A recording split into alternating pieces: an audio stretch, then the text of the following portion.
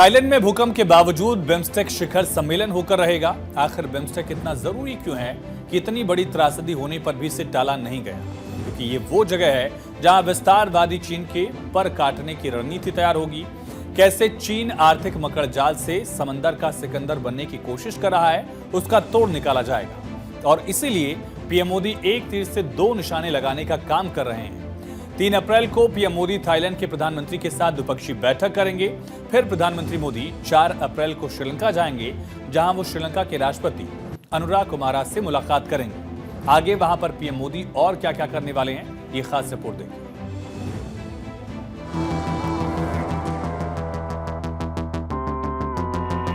BIMSTEC में दिखेगा मोदी का दम।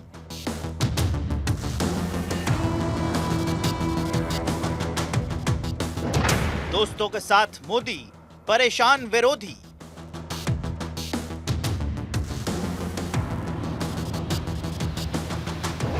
दक्षिण पूर्व एशिया में बढ़ेगा दबदबा।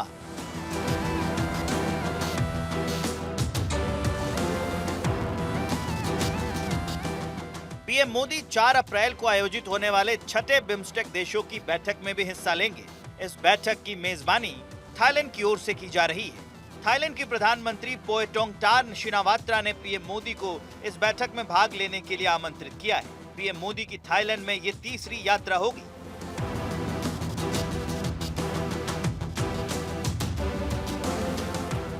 इससे पहले पीएम मोदी 3 अप्रैल को थाईलैंड के प्रधानमंत्री के साथ बैठक करेंगे। इस बैठक में दोनों देशों के नेता द्विपक्षीय सहयोग की समीक्षा करने और देशों के बीच भविष्य की साझेदारी का मार्ग प्रशस्त करने को लेकर बात करेंगे। भारत और थाईलैंड समुद्र के जरिए सीमा साझा करते हैं और दोनों देशों के बीच सांस्कृतिक, भाषाई और धार्मिक संबंध है। भारत और थाईलैंड के बीच रक्षा और समुद्री सुरक्षा को लेकर सहमति रही है। दोनों देशों का जोर आर्थिक और वाणिज्यिक क्षेत्रों में मिलकर काम करने का रहा है। भारत और थाईलैंड के बीच व्यापारिक सहयोग काफी बेहतर रहा है। थाईलैंड भारत का 5वां सबसे बड़ा व्यापार करने वाला देश है। ऐसे में भारत के लिहाज से ये एक अहम देश है। इसके बाद पीएम मोदी 4 से 6 अप्रैल 2025 तक राजकीय यात्रा पर श्रीलंका जाएंगे। श्रीलंका के राष्ट्रपति अनुरा कुमारा दिसानायका ने पीएम मोदी को इस यात्रा का निमंत्रण दिया है। इस यात्रा के दौरान प्रधानमंत्री मोदी श्रीलंका के राष्ट्रपति के साथ विभिन्न मुद्दों पर चर्चा करेंगे। इसके बाद ही पीएम मोदी अनुराधापुरा भी जाएंगे, जहां वो भारत की तरफ से दी गई पैसों की मदद से शुरू हुए डेवलपमेंट प्रोजेक्ट्स का उद्घाटन करेंगे।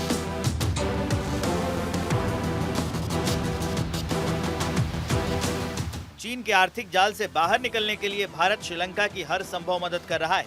पिछले कुछ समय में भारत और श्रीलंका के रिश्ते मजबूत हुए हैं, खासकर राष्ट्रपति दिसानायका के पद संभालने के बाद।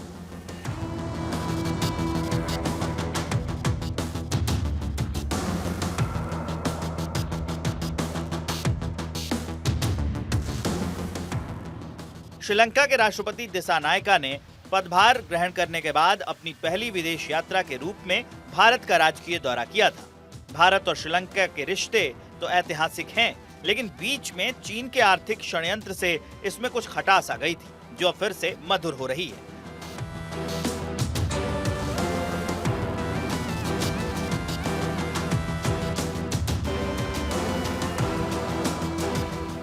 दरअसल चीन बहुत चालाक है। चीन भारत को घेरने के लिए समुद्री सीमा से जुड़ रहे सभी देशों को अपने आर्थिक मकड़जाल में फंसा रहा है, जिसका तोड़ पीएम मोदी ने सार्क से हटकर बिम्स्टेक से निकाला है। बिम्स्टेक यानी bay of Bengal initiative for multi sectoral technical and economical cooperation.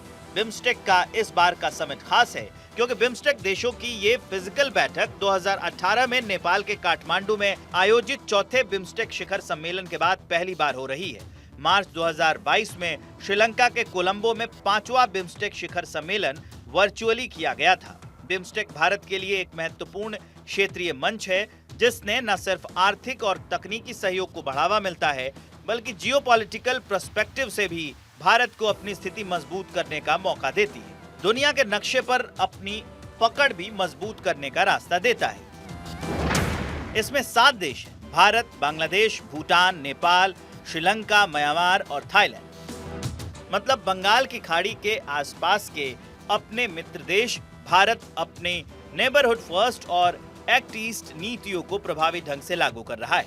इससे भारत को ट्रेड, कनेक्टिविटी और सिक्योरिटी में लीड करने का मौका मिलता है। ये संगठन दक्षिण पूर्व एशिया में भारत के व्यापारिक और क्षेत्रीय हितों को बढ़ावा देता है। पीएम मोदी ने बिम्स्टेक को सार्क के विकल्प के रूप में मजबूत करने पर जोर दिया है।